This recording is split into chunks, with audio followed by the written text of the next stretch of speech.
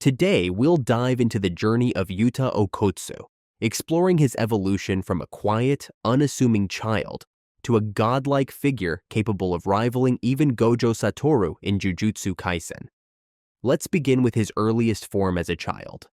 During his childhood, Yuta Okkotsu met Rika Orimoto, a girl his age who quickly became his closest friend. The two bonded deeply and made a heartfelt promise to marry each other when they grew up. Tragically, Rika was killed in a devastating street accident right before Yuta's eyes. Overwhelmed by grief, Yuta unknowingly cursed her soul, transforming her into a vengeful spirit bound to him. Unbeknownst to Yuta, his lineage as a descendant of Michizane Sugawara, one of history's most powerful sorcerers, had gifted him with immense latent power. This hidden potential manifested in the accidental transformation of his best friend into a cursed spirit, leaving Rika to haunt him for years. And anyone who dared to mock Yuta quickly learned the hard way how dangerous Rika's wrath could be. To protect others from harm, Yuta chose to isolate himself, but this was only the beginning of his incredible journey. What followed was a transformation so extraordinary that it arguably outshone even Yuji Itadori's growth as a sorcerer. Let's dive into Yuta's second form, the cursed teenager. At around 15 years old, Yuta's life takes a darker turn as he struggles to control both his cursed energy and the vengeful spirit of Rika. His inability to manage this power leads to a chilling incident where 4 bullies who tormented him are found gravely injured and crammed into a locker, a terrifying act orchestrated by Rika, not Yuta.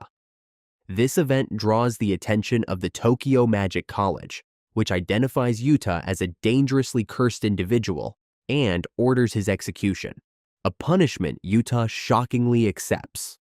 However, Satoru Gojo intervenes, enrolling Yuta in the college instead and halting his execution. Behind the scenes, Gojo ensures that Yuta's potential isn't wasted, setting the stage for the next chapter of his incredible journey. Here's Yuta in his third form, a first-year Jujutsu sorcerer.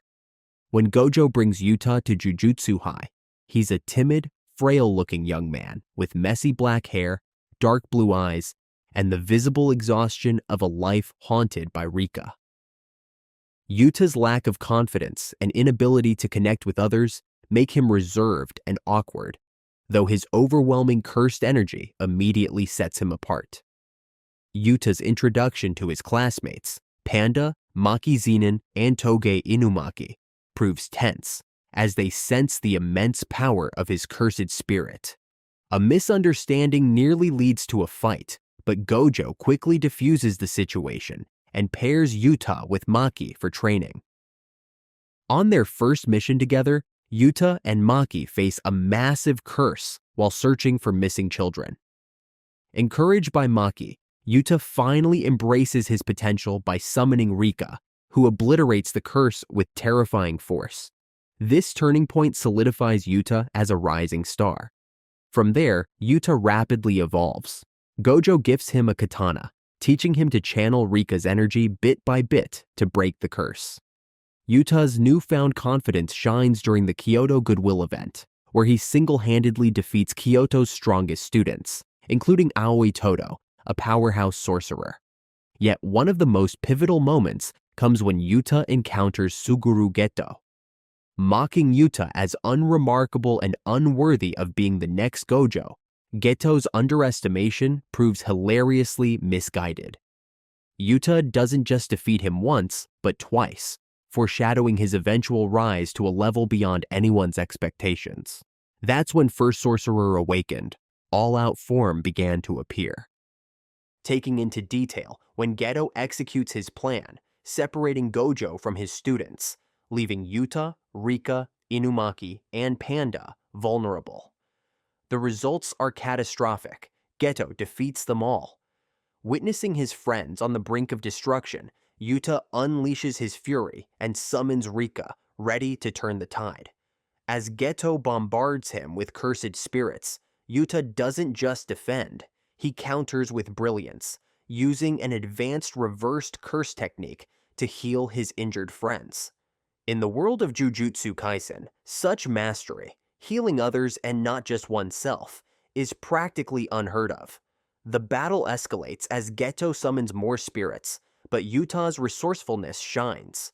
With Rika's power and a megaphone imbued with Toji's cursed speech seal, Yuta obliterates every cursed spirit Geto throws at him. After a brief exchange of words, Geto decides to unleash everything, deploying his extreme quantity cursed spirit manipulation technique.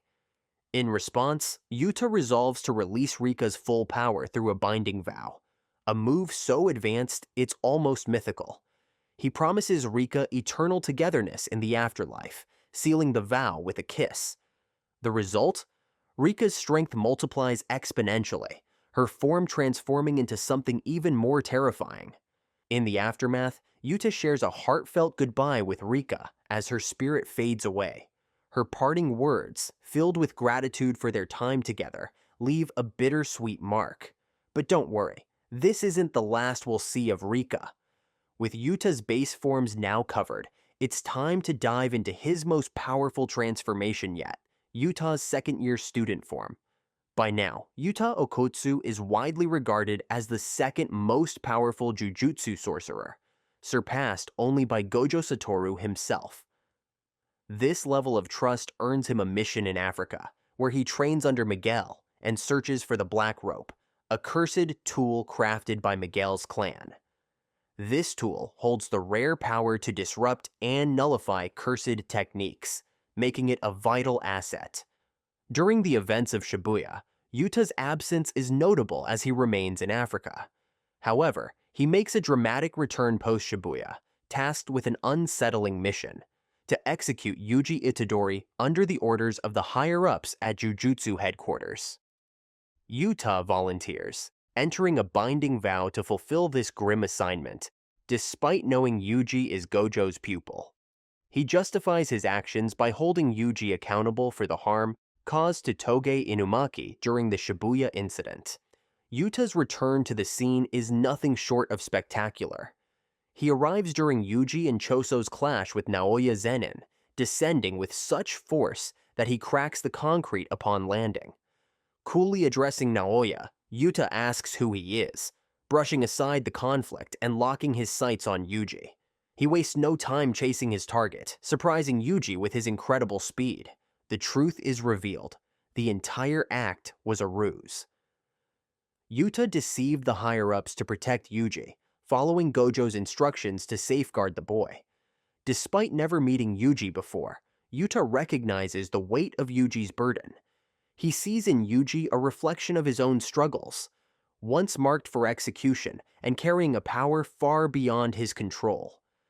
For Yuta, protecting Yuji isn't just about Gojo's orders. It's about empathy, shared pain, and the conviction to stand against authority for what's right. In Yuta's eyes, Sukuna's actions aren't Yuji's fault, and that understanding drives him to help, no matter the risk. In the intense Culling Games arc, Yuta's most jaw-dropping and legendary moments are finally coming to light as he unleashes nearly his full power. Soon after, Yuta faced Takako Uro and Ryu Ishigori, two of the most powerful combatants in the Culling Games. Their combined attacks pushed Yuta to his limits, with Uro's space manipulation and Ryu's devastating energy blasts proving formidable. Yet Yuta's endurance and adaptability shone through. He utilized Rika's full support and his mastery over cursed energy to shift the tide of battle. When all three unleashed their domain expansions, their barriers collapsed, leaving only raw combat ability to decide the fight. Even in this state, Yuta excelled, swiftly dispatching Kurorushi's offspring with precise reinforcement techniques. These battles cemented Yuta's status as a legend, showcasing strength and intellect that surpassed even the greatest sorcerers of the past. And yet, his journey is far from over. The Gojo versus Sukuna battle stands as one of the most legendary clashes in Jujutsu Kaisen. Following this devastating loss, speculation arises about what comes next. Sukuna's overwhelming power has left other characters, such as Kashimo, unable to pose a serious threat. Inevitably, Yuta steps up to face the King of Curses in what could be one of the most intense battles yet. In this imagined scenario, Yuta collaborates with Yuji to take on Sukuna. Together, they push their abilities to the limit, even managing to reach the remnants of Megumi's soul. However, Megumi's psyche is irreparably damaged after everything he's endured. Killing his own sister and teacher, the burden of Gojo's infinite voids, and the atrocities committed under Sukuna's control. With no will left to fight, Megumi cannot be saved. Precognition, borrowed from Charles, lets him foresee his opponent's future by marking them with a cursed item after drawing blood. Jacob's Ladder, a technique from Angel, manifests as a purging pillar of light that obliterates cursed beings or objects upon contact.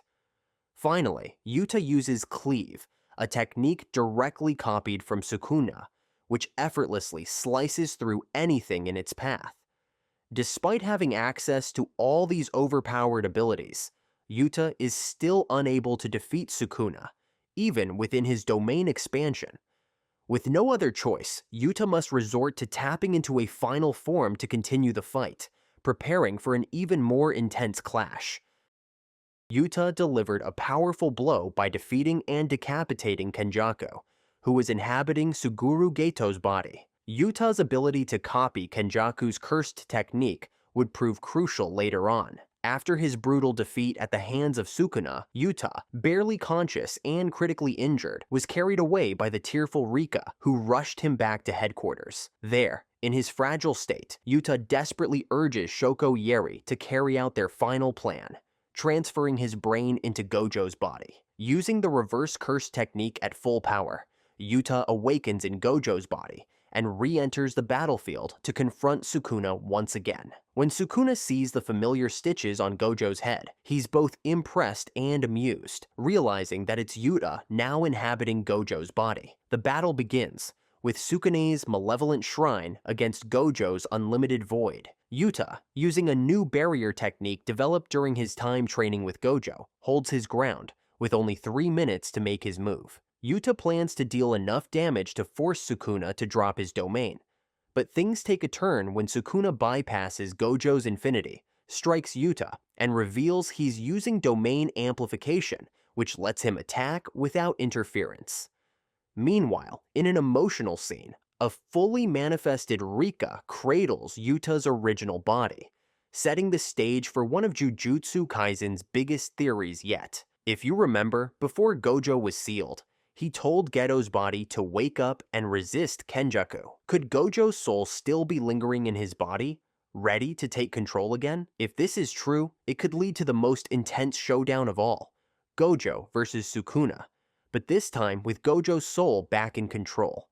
The big question is, was Gojo's strength due to his body and techniques, or was it his soul that made him the strongest? If Yuta, in Gojo's body, wins, it would show that the power lies within the body itself. But if Gojo's soul returns to claim his power, it would prove that his true strength was within all along. What do you think? Could Gojo's soul be the key to this battle? Or is this theory just wishful thinking? Let us know in the comments below. And see ya!